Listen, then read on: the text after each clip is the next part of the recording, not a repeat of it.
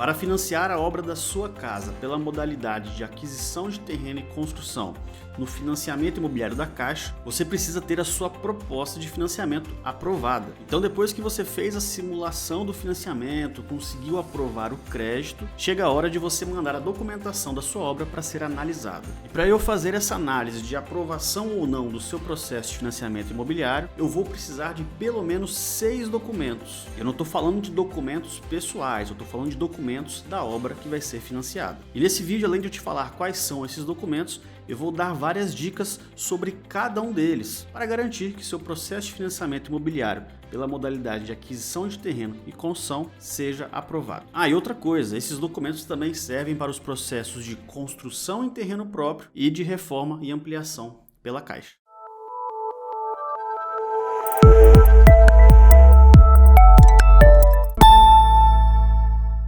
Meu nome é Cleison Orlando e você está no canal Mestre da Obra. E se você quer financiar uma obra através da modalidade de aquisição de terreno e construção, construção em terreno próprio ou mesmo reforma e ampliação da sua casa, você está no canal e no vídeo certo. Se você é novo aqui no canal, perceba que em todos os meus vídeos eu deixo aqui na descrição o minuto exato quando eu falo sobre algum determinado assunto. Então, se às vezes você quer pular direto para esse assunto aqui no vídeo, é só clicar ali naquela indicação que está aqui embaixo na descrição e você vai partir direto para o conteúdo que você quer assistir. E se você for ali embaixo agora, você vai ver que nesse vídeo a gente vai falar da proposta de construção isolada, que é uma planilha de proposta que você deve apresentar para o banco. A gente vai falar sobre projeto legal, sobre ART e RRT de projeto e execução, da matrícula do imóvel, que é o documento definitivo dele, e do projeto de incêndio, caso você esteja querendo financiar a obra de uma construção comercial. E já aproveita que você está vendo a descrição aí, já clica nesse botãozinho embaixo aí, inscreva-se aqui no canal, caso você não seja inscrito. E já deixa o like nesse vídeo também, porque esse vídeo merece 1000 likes, hein? Vamos botar de meta aí, 1000 likes nesse vídeo. Até pentei meu cabelo para fazer esse vídeo hoje. E o primeiro documento de obra financiada que você deve saber é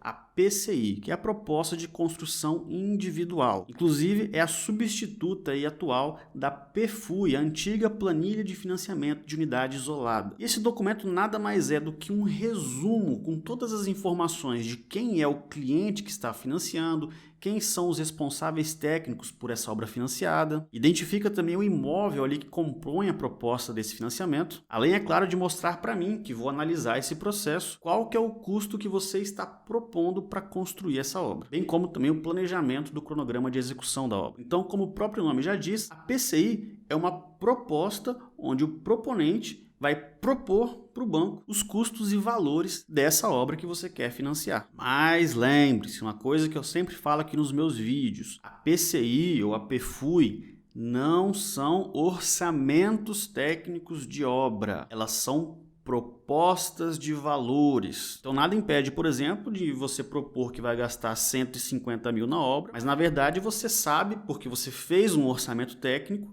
que você vai gastar 180, 160 ou até menos que isso. Agora, esses valores propostos na planilha têm que estar dentro aí dos valores referenciais, para a gente saber se essa obra está superfaturada ou subfaturada, de modo que ou você não esteja ganhando em cima do financiamento do banco, ou mesmo que você não vá conseguir terminar essa obra pelo valor que você está propondo. Então é por isso que a gente faz essa análise desses valores que você propõe na proposta de financiamento de unidade isolada, ou no caso a proposta de construção individual. O banco não quer que você comece uma obra e depois pare porque você não vai dar conta de fazer, e muito menos ele quer que você faça uma obra com muito mais do dinheiro do que você precisa, né? Até porque o imóvel, a obra que você está financiando é a garantia do financiamento. Então o banco não vai emprestar mais dinheiro do que você precisa realmente para fazer essa obra, porque senão poderia correr o risco de ele te emprestar um valor maior do que a própria garantia vale. É por isso que o banco me paga para eu fazer essas análises de aprovação ou não das propostas de financiamento. E olha, essa planilha deve estar 100% preenchida, datada e devidamente assinada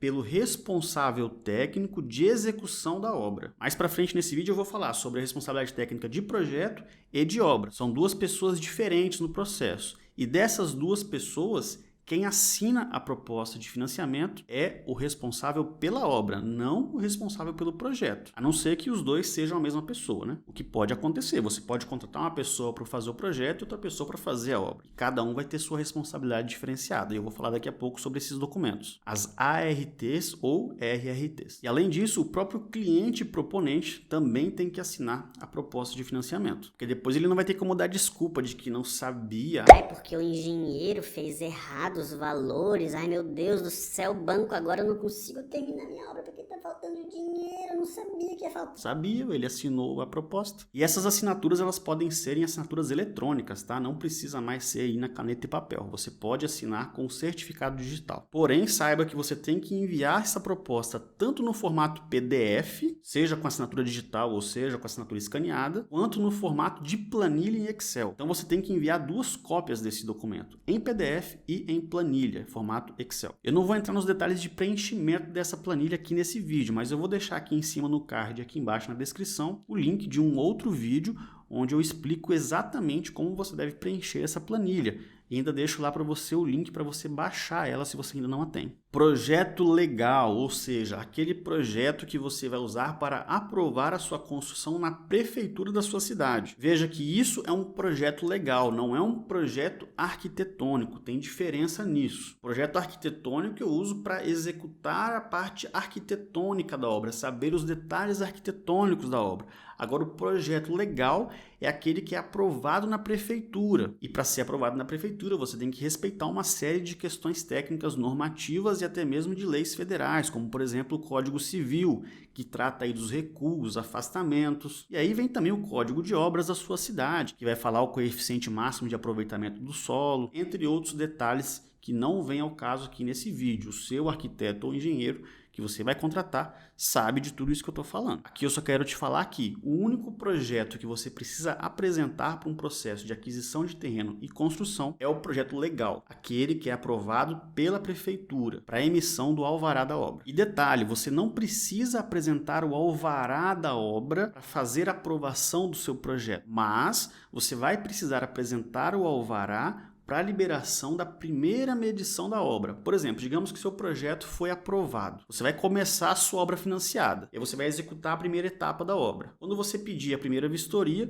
eu vou lá fazer uma vistoria para aferir quanto que evoluiu essa obra. Digamos que eu conclua lá que evoluiu 33%. Em tese, você vai receber 33% ali da sua parcela do valor do seu financiamento da obra. Mas esse percentual só vai ser liberado se você apresentar o alvará de construção da obra. Então, por isso que o alvará de construção não está aqui nessa lista de documentos para aprovação do projeto, mas você vai precisar dele também para conseguir a liberação na primeira etapa, lembre-se disso. Mestre, e os projetos complementares, arquitetônico, elétrico, hidráulico, eu preciso apresentar também no financiamento? Não, você não precisa, não é um item obrigatório.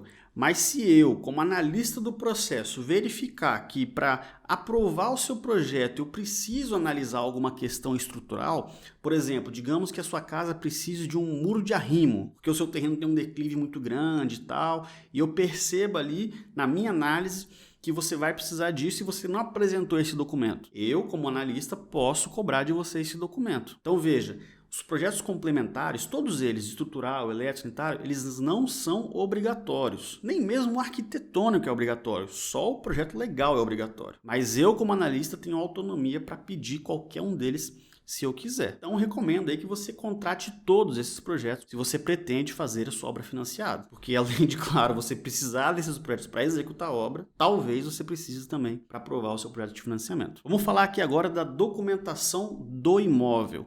O que é o documento do imóvel?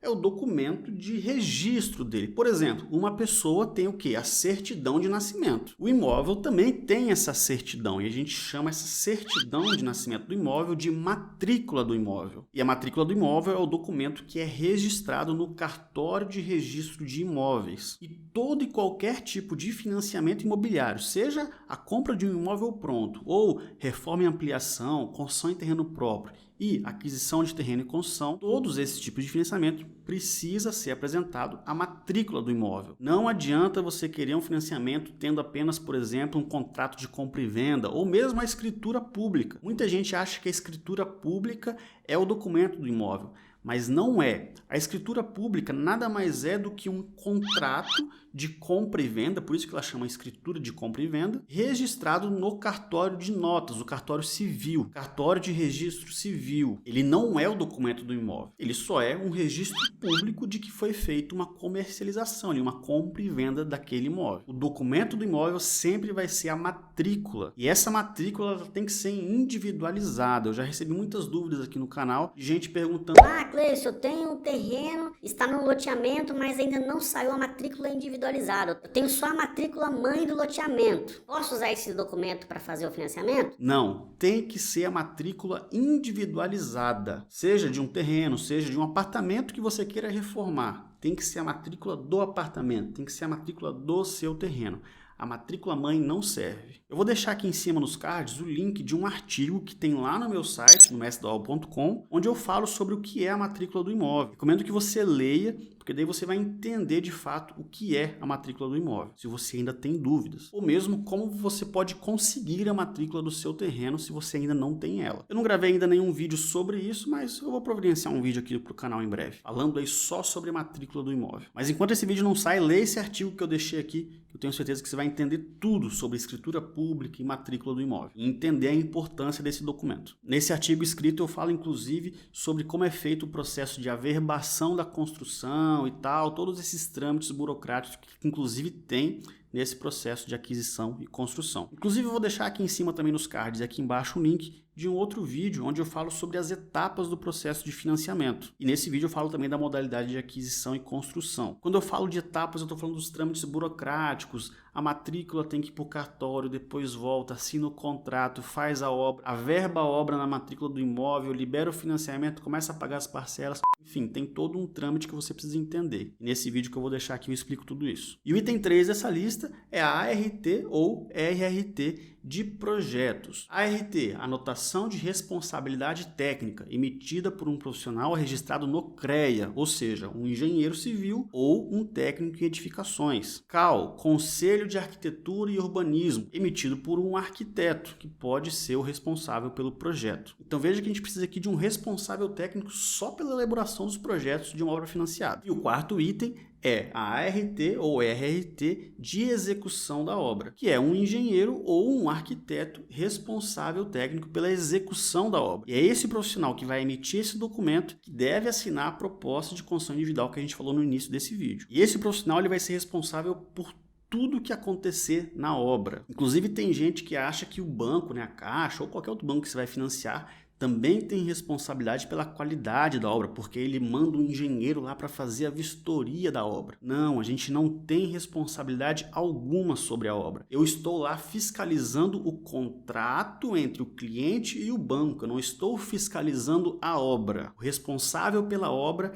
é única e exclusivamente o responsável técnico que emitir a ART ou RRT de execução da obra e que assinou a proposta de financiamento. Então veja, eu como vistoriador do banco, eu não vou lá para analisar a qualidade da obra, eu vou lá para analisar se a obra está sendo executada conforme o contrato. Então fica ligado nisso, se você é um responsável técnico aí de obras financiadas, saiba que você é totalmente responsável por tudo que acontece lá. A engenharia do banco, no caso eu ou outros vistoriadores, não tem responsabilidade alguma sobre essa obra. E só para complementar aqui, tanto o RT de projeto quanto o RT de execução da obra, eles têm que estar registrados no CREA ou no CAU. E aqui um detalhe, os técnicos de edificações podem ser responsáveis técnicos pela execução da obra, mas somente para obras de até 80 metros quadrados. Acima disso, tem que ser ou um engenheiro ou um arquiteto. Por exemplo, digamos que depois aí de 2-3 anos que você terminou a sua obra financiada, você já está morando dentro da casa e pagando ali o seu financiamento imobiliário. Aí você percebe que a sua casa começou a trincar, ou está dando uma infiltraçãozinha perto do chão na parede, ou próximo ao teto, ou qualquer outro problema que possa acontecer na sua obra. Você acabou de perceber que tem defeito na obra. Você não vai ligar para o banco e lá arrumar a sua obra, você vai ter que ligar para o responsável técnico de execução da obra. Ou você vai ligar para o construtor, para a imobiliária, a pessoa, o corretor, a pessoa que te vendeu essa construção financiada. Essa pessoa e o responsável técnico é que são responsáveis pela qualidade e garantia da sua obra, não é o banco. Muita gente acha que quando a casa dá problema tem que ligar para a Caixa ir lá arrumar. Não, a Caixa não fez a sua obra. A Caixa emprestou o dinheiro para você fazer a sua obra. É por isso que eu falo, quando eu vou lá fazer a vistoria, eu não estou fiscalizando a obra, eu estou fiscalizando o contrato entre você e o banco, para saber se o contrato está sendo cumprido. Prever a execução de uma obra, então é por isso que o banco me contrata, né? Contrata engenheiros e arquitetos para acompanhar esses contratos. O banco não contrataria um advogado ou um nutricionista para fazer acompanhamento de processos de construção de financiamento imobiliário, não é mesmo? Então eu estou lá só fazendo o acompanhamento de execução do contrato, não da obra. Então se a obra der problema, ligue para quem te vendeu ou para o responsável técnico pela execução da obra. E se for um problema de projeto, aí também o responsável técnico pelo projeto pode responder também por esses problemas. Eu vou deixar aqui em cima nos cards, aqui embaixo, o link de um vídeo onde eu falo sobre problemas de umidade e infiltração, que é muito comum acontecer em obras financiadas. E nesse vídeo eu explico quem deve consertar esses problemas. E eu falo justamente desse tema, desse assunto. Então é interessante você assistir esse vídeo depois também, mais tarde, para saber como proceder nesse tipo de situação. E o último documento que eu deixei para falar aqui é o projeto de prevenção e combate a incêndio e pânico. São os chamados projetos de incêndio. Mas esse projeto você só vai apresentar para o banco se você quer financiar a obra de uma construção comercial. Claro que desde que esse projeto seja exigível aí pelo órgão responsável pela aprovação, no caso, o Bombeiros. Existem edificações comerciais que são dispensadas de ter um projeto de incêndio, agora outras não, é obrigatório. Então, dependendo da sua situação, você vai precisar apresentar projeto de combate a incêndio. E esse projeto já tem que estar aprovado, hein? Não adianta você só fazer um projeto e mandar lá. Você tem que mandar o projeto aprovado pelo bombeiro já para conseguir o financiamento. E agora, é claro, eu quero te falar uma coisa. Se você ficou ainda com alguma dúvida sobre o processo de aprovação do financiamento imobiliário de aquisição de terreno e construção, ou construção em terreno próprio, ou reforma e ampliação, deixa aqui embaixo nos comentários que eu vou tirar um tempinho para responder você. Mas eu vou te falar uma coisa, como a gente recebe mais de 3.000 comentários por mês aqui nos nossos vídeos, eu não consigo responder todo mundo. E eu estou priorizando a resposta dos comentários de quem é membro aqui do canal. E para você se tornar membro do canal, é só você clicar aqui embaixo nesse botãozinho aqui, seja membro, ou clicar nesse link que eu vou deixar aqui em cima no card. E quando você se tornar membro do canal, você vai ter acesso aí a conteúdos exclusivos, inclusive de alguns cursos meus que eu vendo aí por mais de R$2.000. Eu separei algumas aulas desses cursos e deixei disponível aqui no clube de membros do canal Mestre da Obra. Como, por exemplo, a minha palestra interativa Construções Financiadas, que é uma palestra que eu fiz sobre o meu livro, Guia Interativo Construções Financiadas. E essa palestra ela é vendida, só que se você se tornar membro aqui do canal, você vai ter acesso a essa palestra e muitos outros vídeos e conteúdos e aulas minhas exclusivas sobre financiamento imobiliário. Então eu queria te convidar aí a se tornar membro do canal. Mas se você não quer ser membro do canal, vai assistir algum desses vídeos aqui ao lado, que eu tenho certeza que você vai aprender mais alguma coisa super útil na engenharia civil, arquitetura e construção. Existem muitas vantagens para quem vira membro, hein? Dá uma olhadinha lá depois. E até o próximo vídeo. Valeu!